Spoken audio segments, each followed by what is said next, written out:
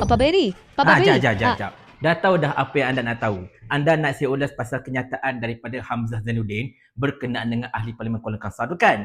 Okey, no problem. Kita akan ulas. Tapi sebelum tu, kita intro dulu. La la la la la la la la.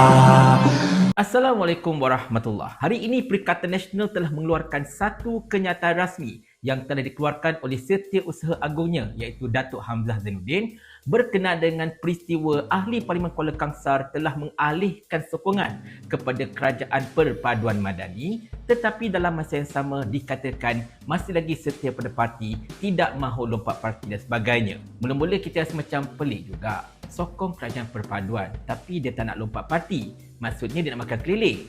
Jadi pada pandangan saya, kalaulah begitu, mungkin tak ada masalah kot untuk mana-mana MP daripada Barisan Nasional sebagai contohnya nak menyatakan sokongan kepada pembangkang. Tetapi tak payah lompat parti. Janganlah keluar daripada Barisan Nasional, jangan keluar daripada UMNO ke MCA ke MIC. Tak ada masalah kan?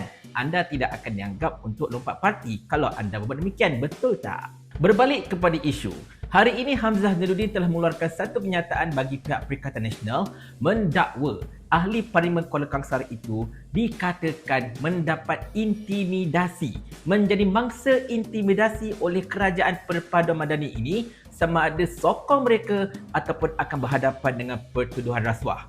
Menurut kenyataan rasmi tersebut, pada 26 hari September 2023, ahli Parlimen Kuala Kangsar tersebut telah didatangi oleh seorang taikun bergelar Tan Sri dekat sebuah tempat di Damansara, di mana pada pertemuan tersebut Tan Sri itu dikatakan telah mendesak dan juga menekan serta menawarkan pelbagai habuan kepada ahli Parlimen Kuala Kangsar itu untuk mengalihkan sokongan beliau kepada Kerajaan Perpaduan Madani. Dan dakwah Hamzah lagi, pada 1 hari Oktober tahun 2023, iaitu lebih kurang 4 hari selepas pertemuan dengan taikun itu, ahli Parlimen Kuala Kangsar tersebut telah dibawa pula untuk bertemu dengan seorang pegawai tertinggi SPRM. Siapa agaknya ya?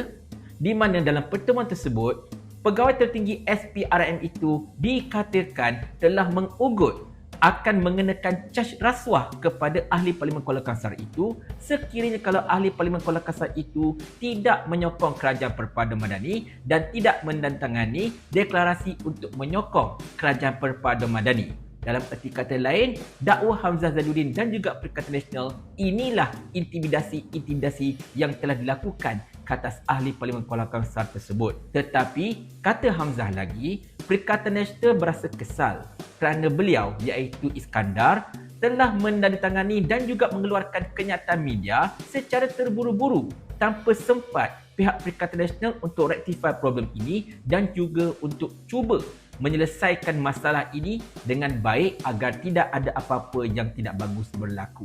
Jadi secara asasnya, dakwaan Perikatan Nasional ini adalah besar. Sangat-sangat besar kerana ini akan melibatkan kemusnahan integriti yang sangat-sangat meluas. Bukan sahaja integriti SPRM, bahkan integriti Kerajaan Perpaduan Madani itu sendiri. Sebab jelas dakwa Perikatan Nasional ini, kerajaan telah main kasar, telah main belakang, cuba untuk mengugut dan juga merasuah ahli parlimen untuk menyokong kerajaan mereka. Bahkan kalau anda tanya saya, secara peribadi, saya beranggapan kenyataan Perdana Menteri yang mengatakan bahawa kena berunding dahulu dengan Perdana Menteri baru dapat peruntukan, itu juga merupakan lebih kuranglah satu bujukan rasuah sebenarnya. Tapi pandangan saya lah, dan pandangan saya ini sudah tentu ada kesilapannya. Terpulang kepada anda untuk menilainya. Tetapi kalau anda tanya saya tuan-tuan dan sekalian, saya katakan tadi, dakwaan ini adalah sangat-sangat besar dan sekiranya kalau tidak ada apa-apa kenyataan atau tindakan daripada Kerajaan Perpaduan Madani ini ataupun daripada SPRM untuk menjelaskan perkara ini, maka kredibiliti kerajaan, kredibiliti SPRM, kredibiliti Anwar Ibrahim itu sendiri pastinya akan menjadi bahan ketawa bukan sahaja dekat negara kita ini tetapi juga di seluruh dunia. Benda ni bukan kecil tau. Tak boleh diam macam tu je dan tak boleh sekadar dijawab di dalam parlimen.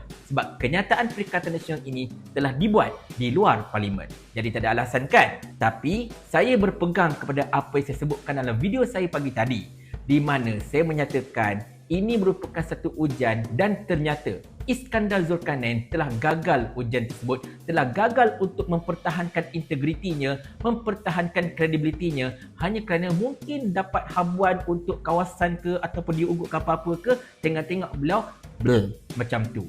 Jadi agak malang lah tuan-tuan sekalian, sebab kalau kita bandingkan Syed Saddiq Said Abdul Rahman dikatakan tidak lagi mendapat peruntukan untuk kawasan Muar selepas beliau mengalihkan sokongan kepada pembangkang, tetapi beliau kekal utuh untuk terus mengkritik polisi-polisi yang tak bagus daripada kerajaan Anwar Ibrahim ini. Jadi macam mana saya katakan semalam, Syed Saddiq jauh lebih berintegriti berbanding dengan Iskandar Zulkarnain. Dan kalau macam inilah keadaannya, memang payahlah ahli parlimen boleh saja dijual beli, boleh saja diugut, boleh saja ditekan dan sokongan pun akan mudah-mudah beralih. Ini merupakan berita malang bagi demokrasi negara kita ini.